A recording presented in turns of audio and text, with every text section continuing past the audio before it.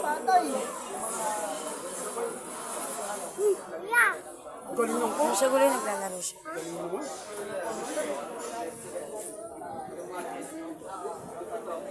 Oo.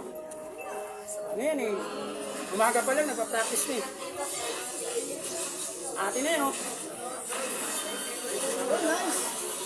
Atin na yan. Nice. Atin na yan. Pus na, pus na.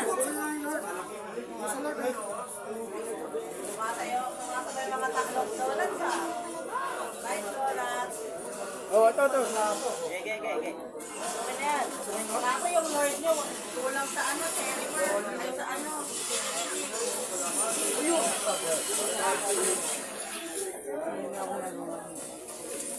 Galing naman.